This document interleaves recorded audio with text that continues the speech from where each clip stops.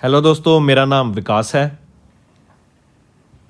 तो दोस्तों, इस वीडियो में हम कुछ बहुत ही इंपॉर्टेंट करंट अफेयर्स डिस्कस करेंगे। टॉपिक रहेगा indexes and reports of August month. ये वीडियो आपके लिए काफ़ी हेल्पफुल रही है, तो इसको एंड तक ज़रूर देखिएगा। अगर आपने हमारे चैनल को सब्सक्राइब नहीं किया तो जल्दी से जाके सब्सक्राइब कर दें और इस वीडियो को लाइक कर दें। तो आइए फ्रेंड्स, अपना सेशन स्टार्ट करते हैं, लेकिन उससे पहले आपके लिए कुछ इंपॉर्टेंट इन्फॉर्मेशन।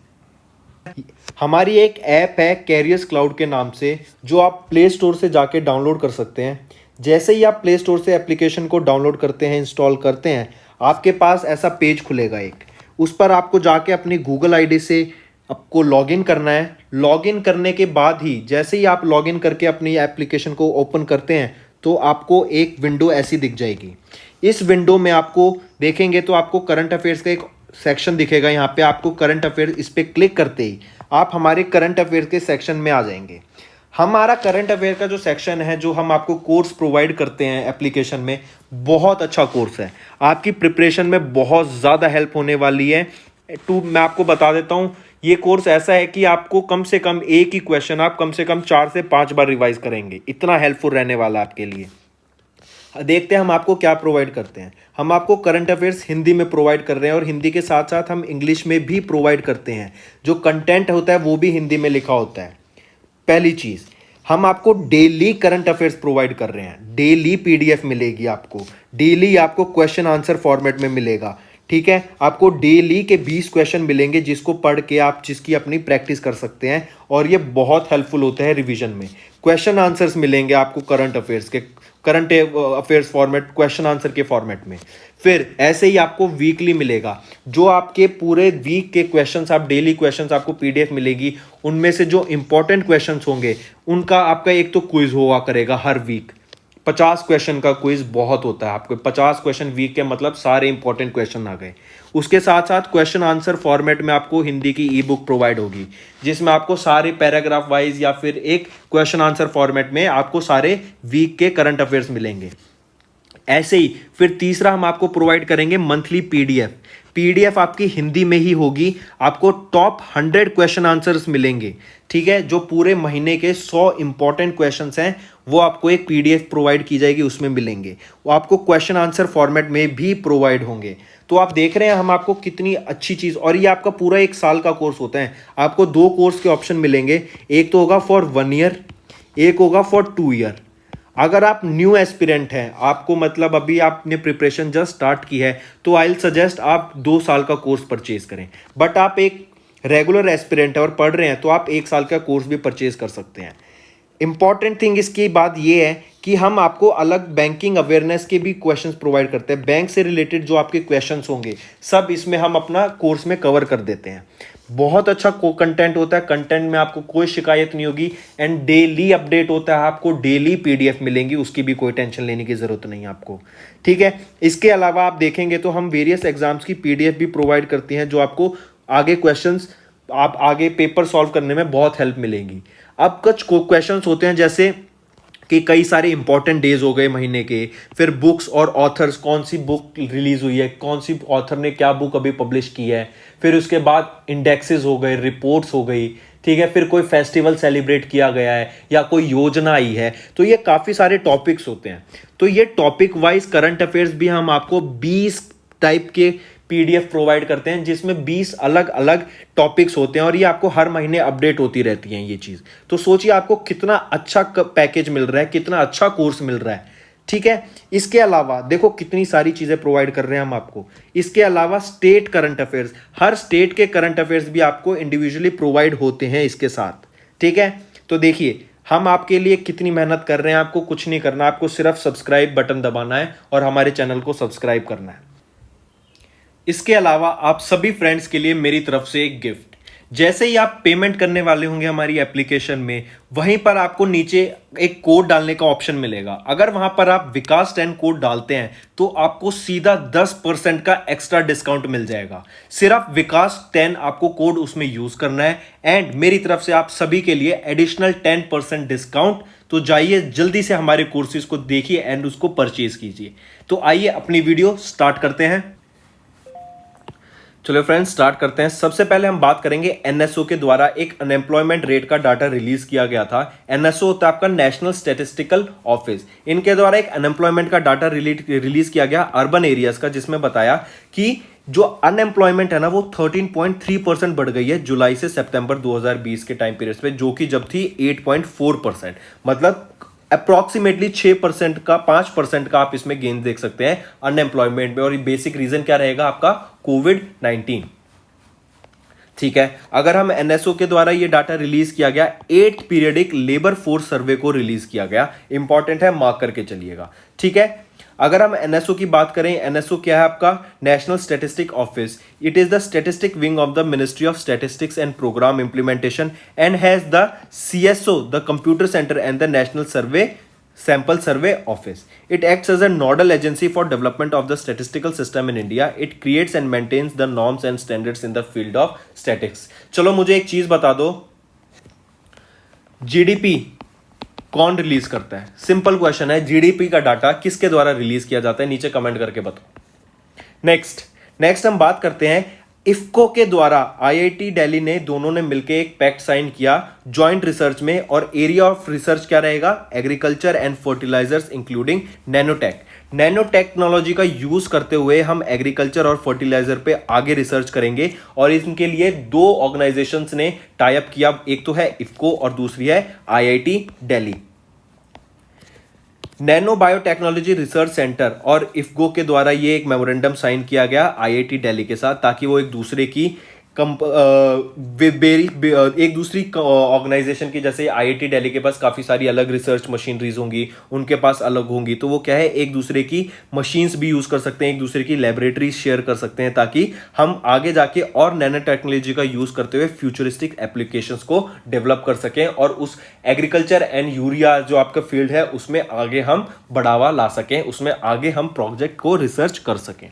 ठीक है, तो किन के बीच हुआ ये? इफ्को, जो कि Indian farmers fertiliser corporative limited है, इनके और आईआईटी दिल्ली के बीच में। नेक्स्ट इंपॉर्टेंट है, याद रखना कि फॉर्च्यून 500 ग्लोबल लिस्ट में इंडिया की रिलायंस इंडस्ट्रीज की क्या रैंक रही इस बार। तो इंपॉर्टेंट डाटा याद रखना कि जो रिलायंस इंडस्ट्रीज की रैंक थी वो थी 155। अगर स्टेट बैंक ऑफ इंडिया की पूछ लें तो 205, और इंडियन ऑयल कॉर्पोरेशन की पूछ ले तो 212। इंडिया की तीन कंपनीज ही इस लिस्ट में आई। और पूछा जाए फॉर्च्यून ग्लोबल लिस्ट को टॉप किसने किया, तो वॉलमार्ट ने टॉप किया फर्स्ट पे, अमेजॉन की रैंक रही 3rd और स्टेट ग्रिड की रही 2nd रैंक। ठीक है, यह है आपका फॉर्च्यून ग्लोबल 500 लिस्ट।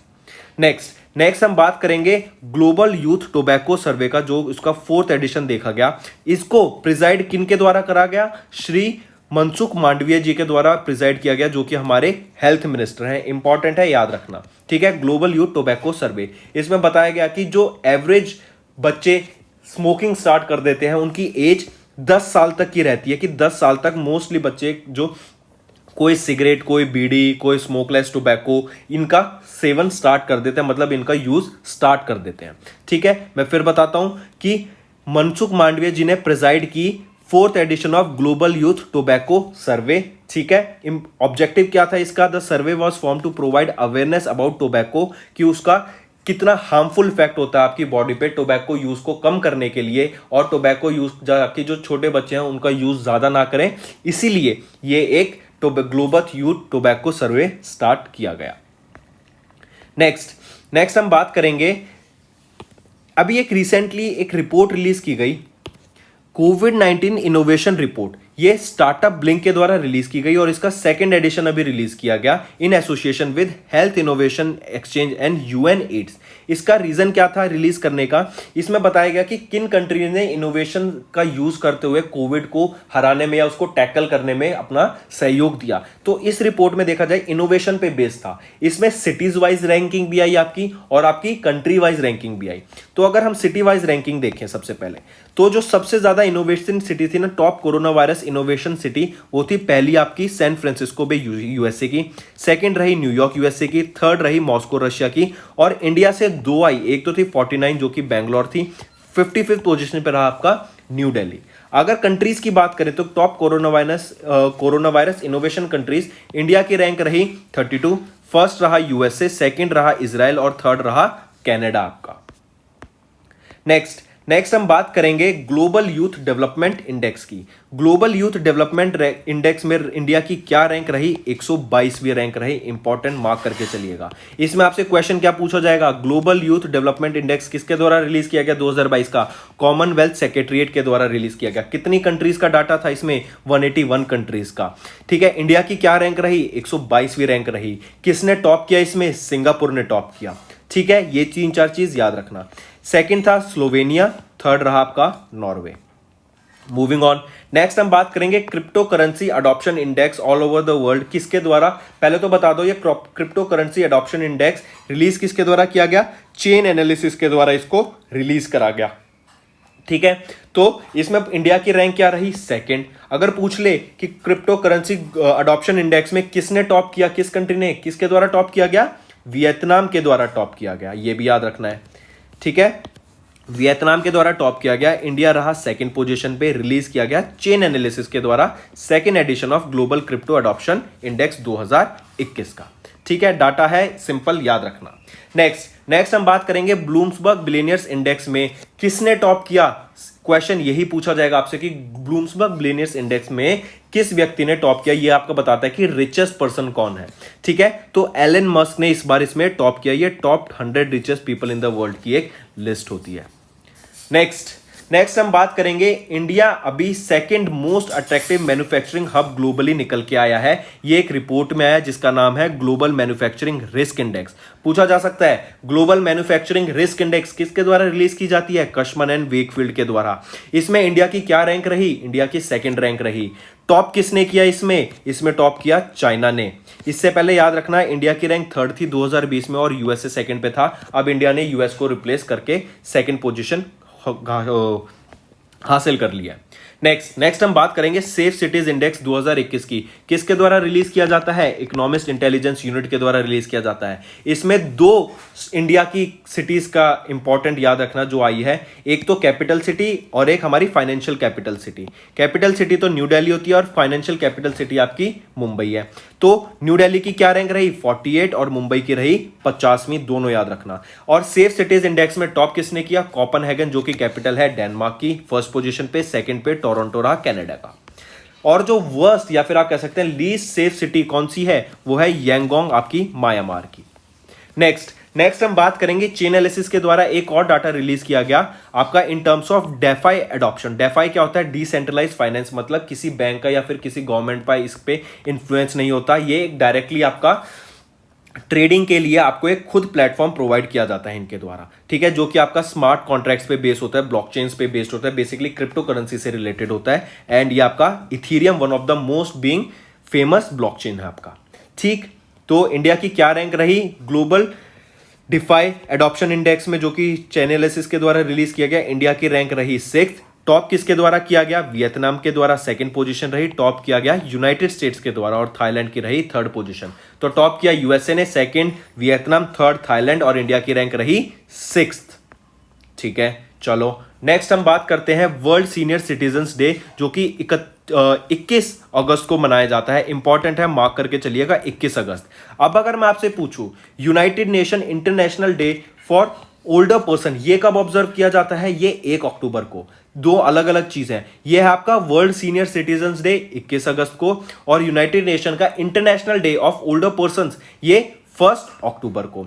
तो ओल्डर पीपल के लिए प्रधानमंत्री वया वंदना स्कीम लॉन्च की गई, जो कि पेंशन प्रोवाइड करेगी सीनियर सिटीजन्स को, जो कि 60 से ज्यादा उम्र के लोग हैं। ठीक है, उनके लिए एक पेंशन स्कीम स्टार्ट की गई थी जिसका नाम है प्रधानमंत्री वया वंदना योजना। इस स्कीम को एक्सटेंड कर दिया गया है 31 मार्च 2023 तक for a period of 3 years beyond 21 मार्च 2020। चलो ये भी हो गया। इसके बाद हम बात करते हैं डेलॉइट इकोनॉमिक्स इंस्टीट्यूट के द्वारा एक रिपोर्ट रिलीज की गई, resting on climate action 11 trillion economy for opportunity for India. ठीक है, इसमें बताया गया कि अपॉर्चुनिटी है इंडिया के पास अपनी 11 ट्रिलियन डॉलर इकोनॉमी बनाने की, लेकिन उससे पहले इंडिया को अपने क्लाइमेट गोल्स पे वर्क करना पड़ेगा, एक प्रॉपर सिस्टम बनाना पड़ेगा ताकि इंडिया का एक प्रॉपर क्लाइमेट को टैकल करने के लिए एक प्रॉपर प्लान हो। उसके लिए टाइम लगेगा एंड उसके लिए काफी ज्यादा आपका इनपुट भी लगेगा इन टर्म्स ऑफ मनी भी।